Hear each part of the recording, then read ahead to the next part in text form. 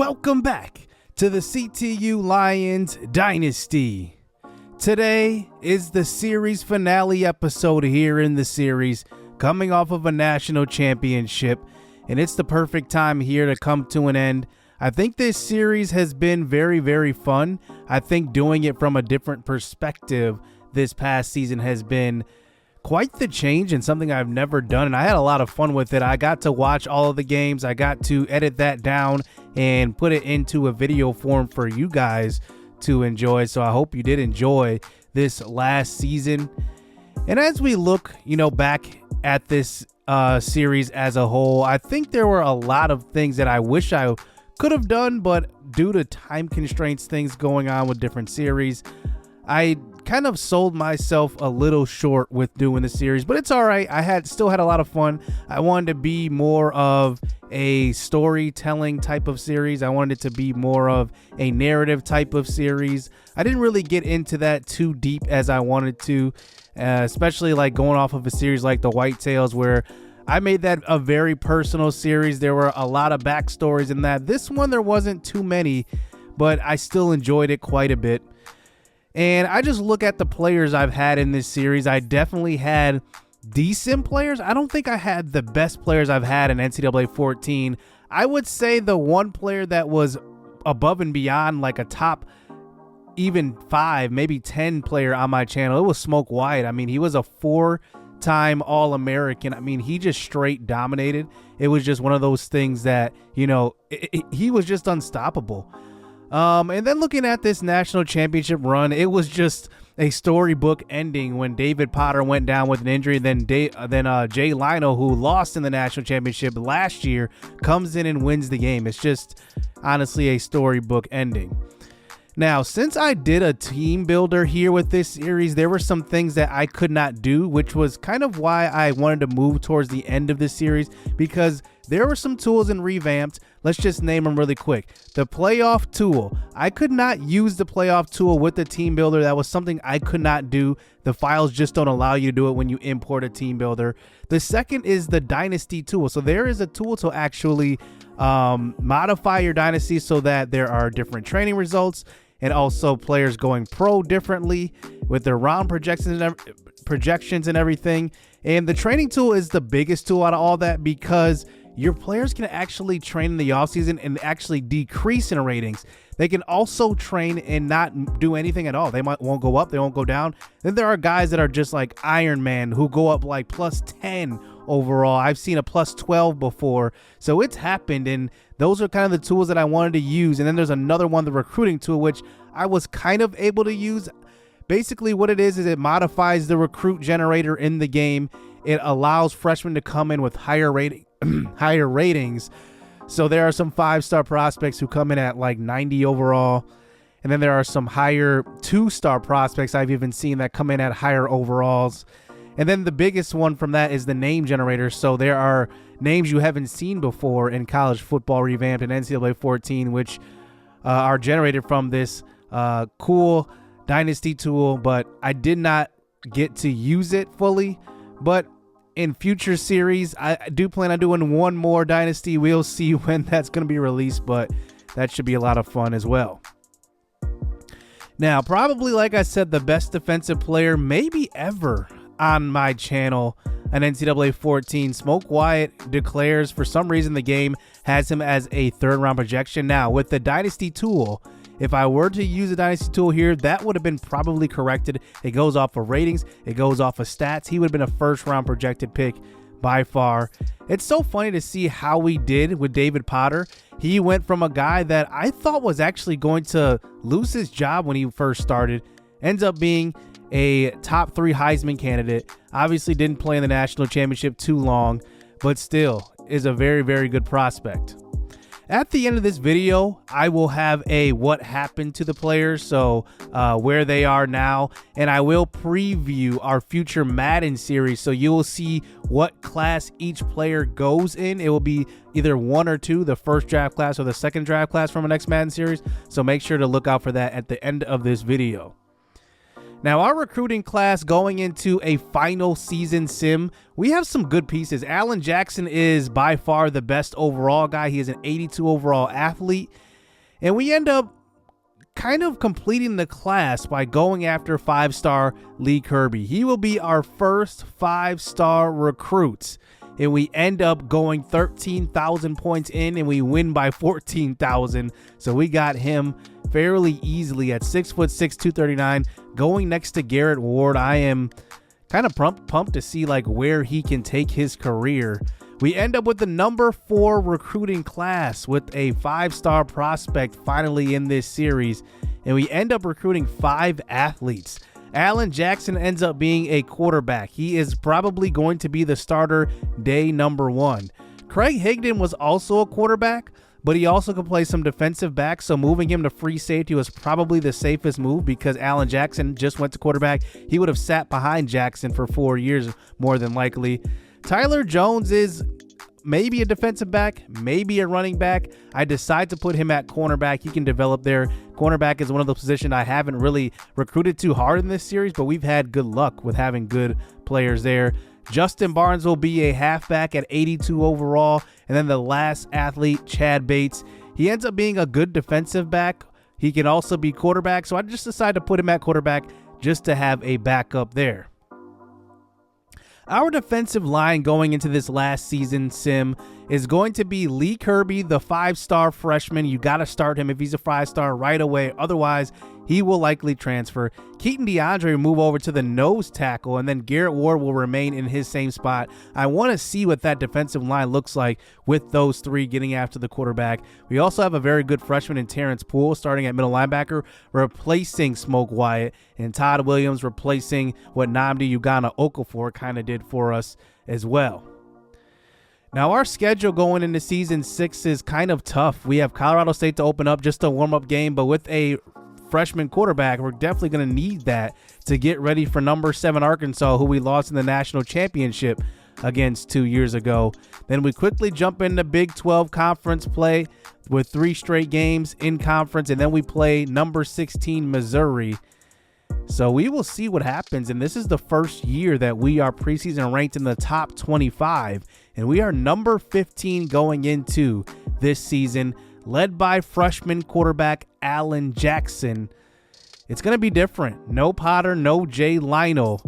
So we will see what we do in a battle of the Colorado teams going into season number 6. It's been a lot of fun in this series, and kind of going to be interesting to see what Jackson can do in the first few games, if he can get going and really show some big play potential behind the center.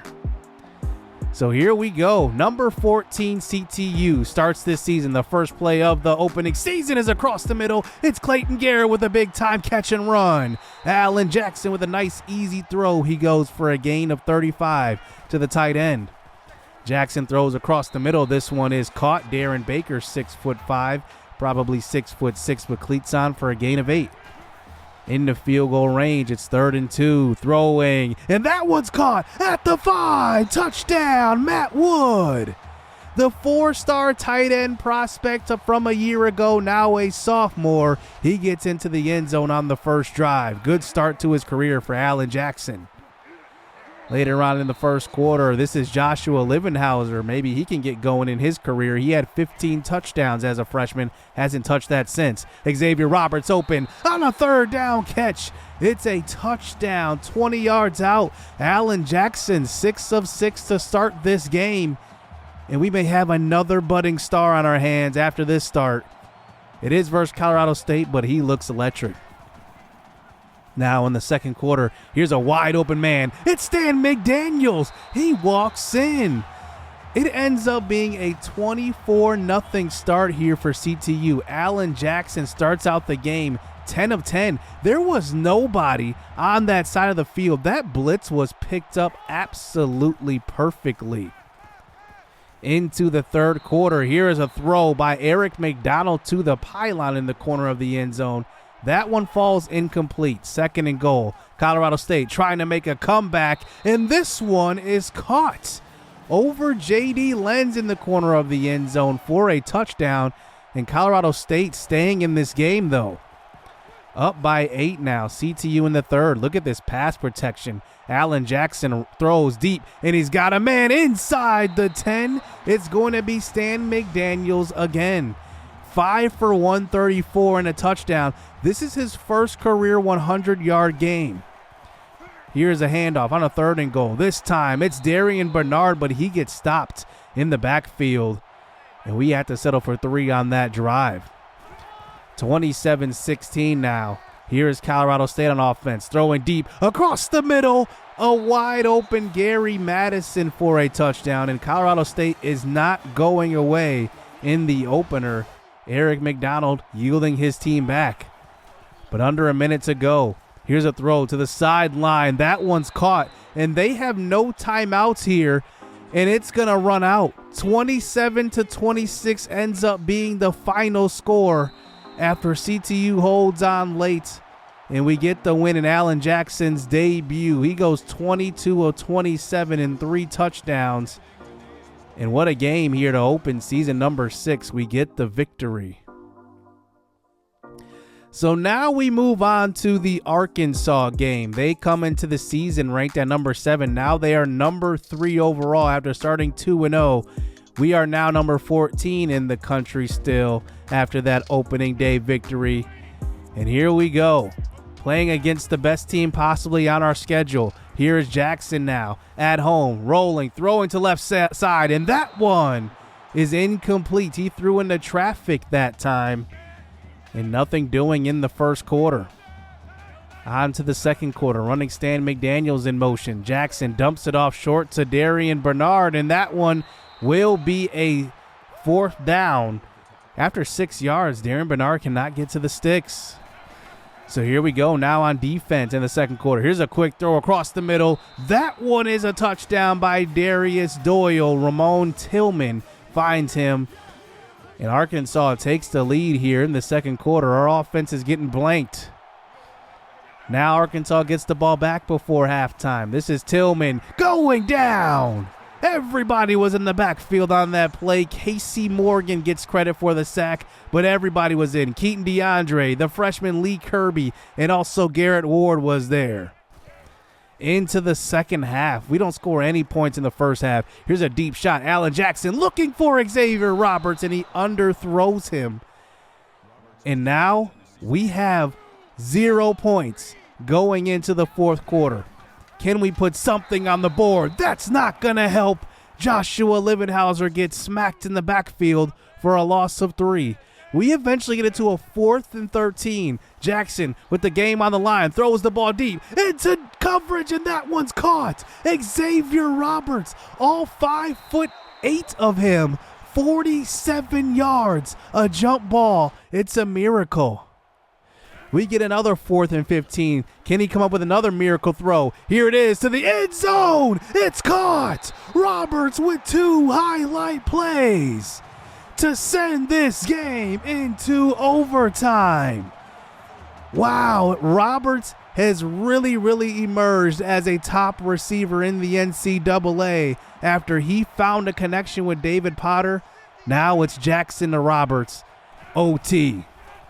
Here's Arkansas in overtime. They throw to the end zone. Jerome Mason has it in the back of the end zone. Touchdown. It's now 14-7. We have to answer back. Jackson in overtime on a 4th and 4, throwing to the sideline. This one's caught. Bernard for a gain of 10.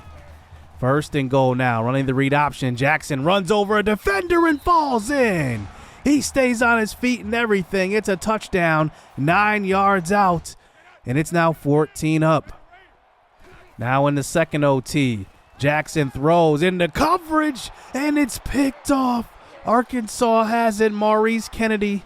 Now all they have to do is just get some points on the board. Now all they have to do is kick a field goal. They throw to the end zone, and a mistake. It's an interception by Lawrence Young. You've got to be kidding me. Why would they do this? Get to the middle of the field and kick the field goal. Instead, we're going to 3 overtimes. Here's an option play, and they will answer right away. Ramon Tillman is in the end zone. And CTU now down by a touchdown. We have to go for 2. 1st and goal, handoff to Darian Bernard. He can't get to the goal line. And now that brings us to a 3rd and goal under center this time. Livenhauser behind him. And it looks like Alan Jackson gets rid of it out of the back of the end zone. 4th and goal. Does he have another 4th down conversion in him in this game? Jackson from the shotgun, move in the pocket, throws to Roberts, and it gets knocked away.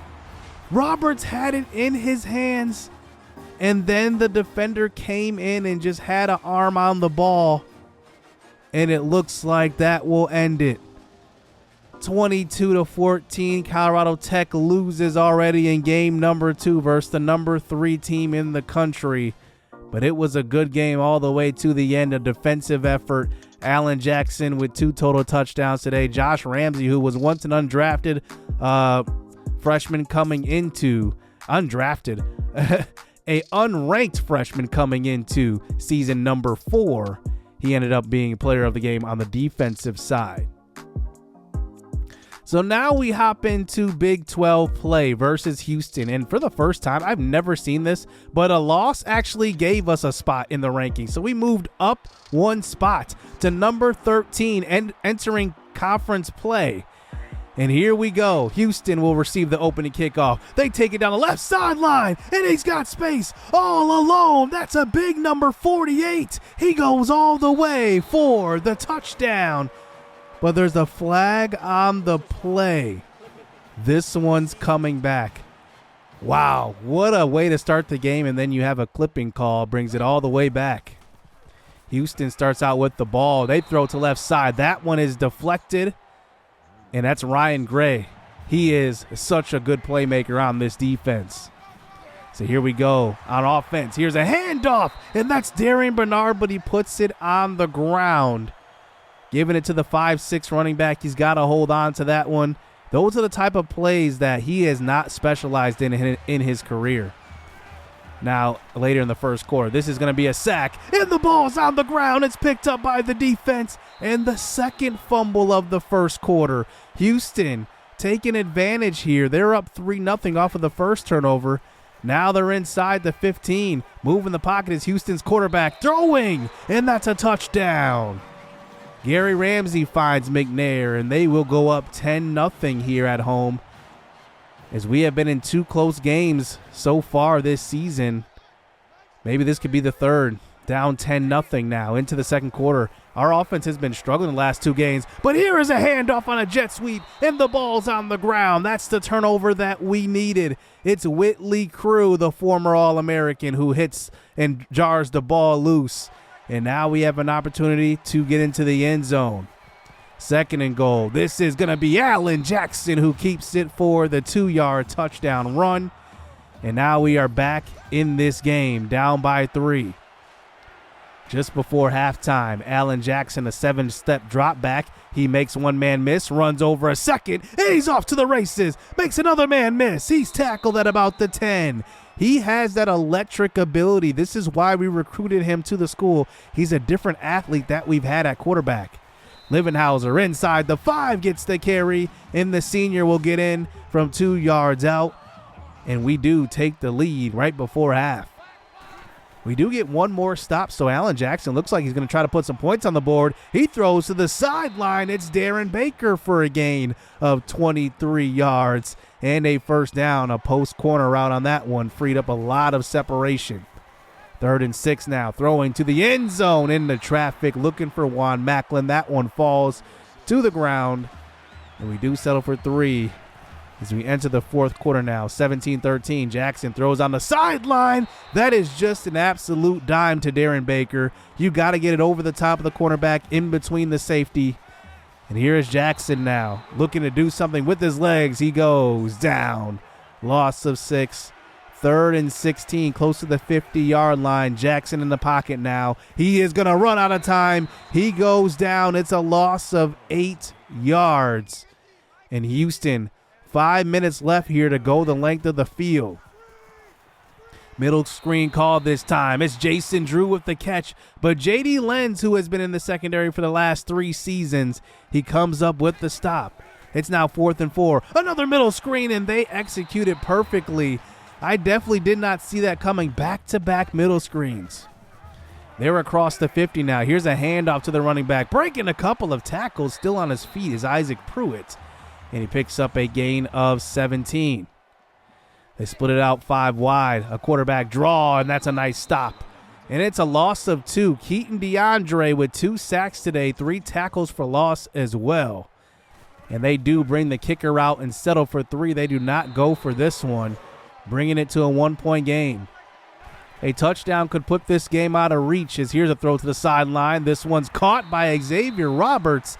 On a 3rd down, we go to the flats, and Houston has 2 timeouts and a minute and a half left to just get into field goal range. Here is Houston throwing to the sideline. This one's tipped up in the air and almost picked off. Whitley Crew could have put the game away right there.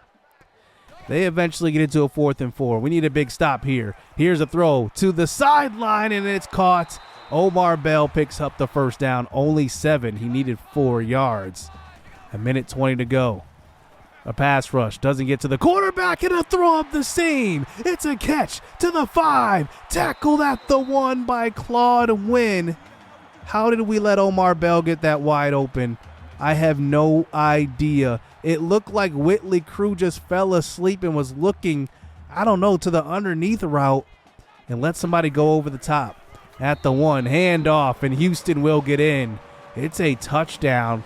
We have a minute to go to get into the end zone now. We have to put points on the board on this drive. As here's a throw across the middle. This is Juan Macklin who reaches out for the first down. He won't get it, so the clock continues to run. We're down to 37 seconds now. Here is Allen Jackson facing pressure. He goes down, unblocked off the edge. It's a loss of 7, and now it's 4th and 7. 20 seconds. Here is Jackson throwing off his back foot. It's incomplete. The freshman doesn't have another comeback in him, and we lose our 2nd game of the season here, 22-17. We have not lost to Houston at all in this series at all, and we drop here in season number 6. It doesn't get any prettier, though. We end up losing our next game to eventual number 9 Louisiana. We beat TCU 30-24, but then we go on our first 3-game losing streak of the entire series. Just think about that. We have never lost 3 straight games in this whole series, and we do it here in season 6. We end up losing to West Virginia. I had that game recorded. Something happened with my capture card. We lost 34-7. West Virginia ended up going 13-0 on the season. And then we end up winning after losing another 3 straight games. After losing to Kansas, we win 3 straight. So it's just like a weird season that we had this year. We lose 3, we win 1, we lose 3, we win 3. And then we end up losing the final game of the season. That would have sent us to a bowl game.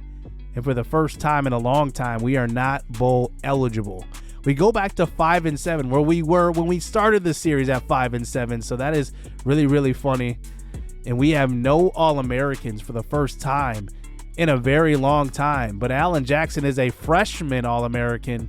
He ends up with some pretty good stats. He rushed for 5 touchdowns. I believe he threw for 29 touchdowns.